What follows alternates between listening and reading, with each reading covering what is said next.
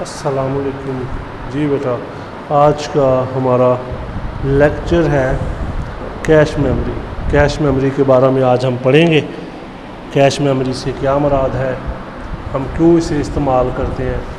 तो ये भी एक मेमोरी है, लेकिन हम उससे पहले रैम भी यूज़ कर रहे हैं। तो रैम की होते हुए हम इसे क्यों इस्तेमाल करेंगे, क्या इसका फ़ायदा है, इसके बारे में आज हम देखेंगे। तो कैश मेमोरी लफ्ज़ लिखा होता है कैशे, आपने कैश पढ़ना है, ठीक है। ये एक छोटी और फास्ट मेमोरी है, यानी स्मॉल और फास्ट मेमोरी है, ठीक है जी। इसको हम इसलिए बनाते हैं कि जब हमने सिस्टम की स्पीड को तेज़ करना है, ठीक है। It is design to speed up the transfer of data and instructions, यानी डाटा और इंस्ट्रक्शंस को ट्रांसफ़र करने की स्पीड जो है उसको ज़्यादा करने के लिए हम बनाते हैं, ठीक है। Design to speed up transfer of data and instructions. इसका मकसद ये होता है, थोड़ा सा स्केच में आपको ज़रा पहले बता दूं, फिर ज़रा हम इस पर बात करते हैं। देखिए, जब CPU ने किसी चीज़ पे अमल करना है ना, तो वो डाटा मेमोरी से लेता है, रैम से लेता है, ठीक है। हर दफ़ा उसे जब भी कोई चीज़ की ज़रूरत पड़ेगी ना, तो वो उसने रीड करना है या राइट करना है, तो वो तमाम डाटा रैम से लेगा, ठीक है। लेकिन उन्होंने क्या किया कि बाज़ औक़ात हम ऐसा होता है कि हम बार बार एक ही डाटा इस्तेमाल कर रहे होते हैं, ठीक है। तो वो CPU को हर दफ़ा रैम में जाना पड़ता है। तो उस चीज़ के लिए उन्होंने क्या किया, उन्होंने बनाई कैश मेमोरी। कैश मेमोरी बिल्कुल CPU के पास होती है या उसके इनसाइड होती है। वो क्या करती है, वो जो डाटा आपने मोस्ट फ्रीक्वेंट या मोस्ट रीसेंट, दो लफ्ज़ आपने याद रखने हैं। वो डाटा जो आपने मोस्ट रीसेंट या मोस्ट फ्रीक्वेंट इस्तेमाल किया है, वो डाटा क्या कहलाएगा, ठीक है। हम उसको क्या नाम देंगे, मतलब उसको स्टोर करने के लिए हम कैश मेमोरी यूज़ करेंगे। दोबारा सुन लें, वो डाटा जो हमने लास्ट टाइम इस्तेमाल किया या फ्रीक्वेंट ज़्यादा इस्तेमाल किया, वो दोनों किस्म का डाटा उसकी एक कॉपी जाके कैश मेमोरी में स्टोर हो जाएगी। नेक्स्ट टाइम जब हमें उस डाटा की ज़रूरत पड़ेगी, बजाय इसके कि हम रैम में जाएं, हम उस डाटा को कैश मेमोरी में से देख लेंगे। इस तरह हमारे सिस्टम की जो स्पीड है वो तेज़ हो जाएगी।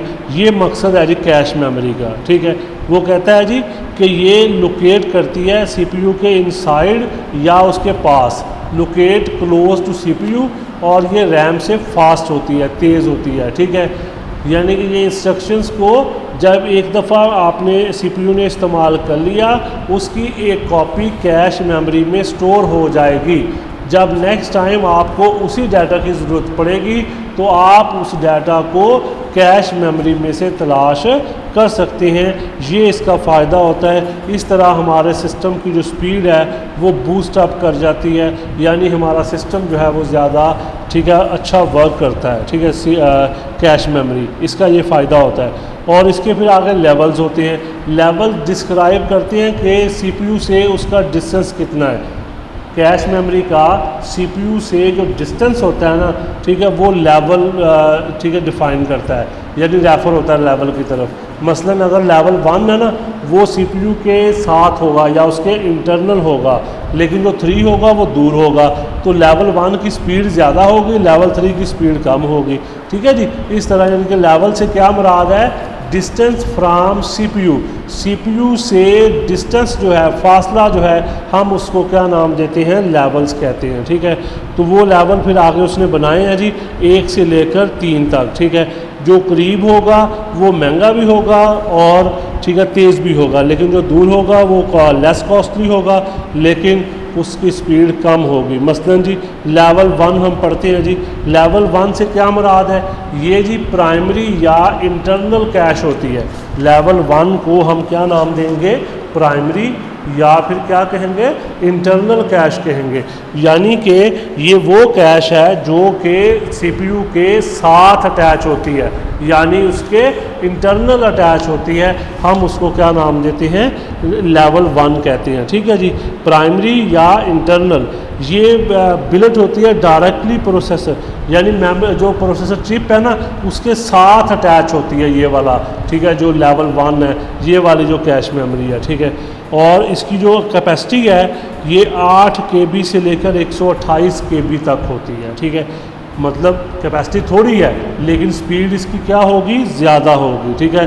लेवल 1 8 KB से लेकर 128 KB तक। फिर आ गया जी लेवल 2।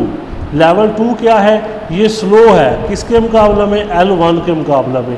इसकी स्पीड कितनी है जी, 64 KB से लेकर 16 MB तक, 64 KB से लेकर 16 MB तक, ठीक है। ये इसकी कैपेसिटी है। देखें जब वो दूर हो रही है ना तो उसकी कैपेसिटी ज़्यादा हो रही है लेकिन उसकी स्पीड क्या होगी, कम हो जाएगी, ठीक है। तो वो कह रहा है कि जो आजकल मौजूदा प्रोसेसर है ना उनमें एक नई एडवांस ट्रांसफ़र कैश भी इस्तेमाल हो रही है, हम उसको L2 की टाइप कहते हैं, ठीक है। दोबारा सुन लें, जो लेवल 2 है ना उसके अंदर एक और जो नए प्रोसेसर है ना मौजूदा, उनमें एक एडवांस ट्रांसफ़र कैश भी इस्तेमाल हो रही है। उसका साइज़ जो है वो 512 KB से लेकर 8 MB तक होता है। जो वैसे लेवल 2 है उसकी कैपेसिटी है 64 KB से 16 MB तक, लेकिन जो एडवांस ट्रांसफ़र कैश है उसका कितनी कैपेसिटी है, 512 KB से लेकर 8 MB तक होती है, ठीक है। ये दूसरा लेवल है, ठीक है। तो लेवल 2 में हम एडवांस कैश इस्तेमाल कर सकते हैं, वो प्रोसेसर पर डिपेंड करता है, ठीक है। और उसकी स्पीड होगी 512 KB से लेकर 8 MB तक। फिर आगे आता है जी लेवल 3। लेवल 3 जो है ये सेपरेट है। लेवल 3 जो है ये क्या है, ये सेपरेट है प्रोसेसर से, ठीक है। यानी ये मदरबोर्ड पे लगी होती है, ठीक है। ये exist on computer that use L2 advance transfer, जिसके पास L2 एडवांस ट्रांसफ़र कैश होगी उसके ऊपर हम L3 लगा सकते हैं, अदरवाइज़ हम इसको इस्तेमाल नहीं कर सकते। इसका मतलब क्या हुआ कि L2 का होना लाजमी है, उसके साथ हम इसको लगाएंगे, उसके बिना हम इसे इस्तेमाल नहीं कर सकते। ये स्लो है L1 और L2 के मुकाबले में, ठीक है। पर्सनल कंप्यूटर में जो इसकी कैपेसिटी है वो 8 MB से, ठीक है, 8 MB तक है, ठीक है, जो L3 है। कैपेसिटी तो ज़्यादा है लेकिन स्पीड इसकी क्या होगी, स्लो होगी दूसरों के मुकाबले में, क्योंकि ये प्रोसेसर से क्या है, अलहदा है, यानी मदरबोर्ड पे अलहदा से अटैच होती है। इस वजह से इसकी स्पीड जो है वो कम होगी, कैपेसिटी ज़्यादा हो सकती है, लेकिन ये उसी पे एग्जिस्ट करती है जिस सिस्टम पे एडवांस 2 ट्रांसफ़र कैश मौजूद है। अगर एडवांस कैश मौजूद नहीं है तो हम उसे इस्तेमाल नहीं कर सकते, ठीक है जी। ये इसके लेवल से ये आपने अच्छे से करना है। अब मैं आपको ज़रा एक दफ़ा कैश मेमोरी का समझा दूँ डायग्राम में कैसे, मतलब कि किस तरह। देखिए ज़रा बेटा, हमारे पास ये CPU है, ठीक है। CPU डाटा कहाँ से लेता है, रैम से लेता है, ठीक है। दो चीज़ें, यानी उसने डाटा रीड भी करना है और उसने राइट भी करना है, ठीक है। जब वो डाटा रैम से लेता है ना तो रैम से जब वो डाटा लेगा, हर दफ़ा जब भी उसे कोई भी ऑपरेशन परफॉर्म करना है ना तो वो डाटा रैम से लेता है। तो कैश मेमोरी यहाँ पे होती है, ठीक है।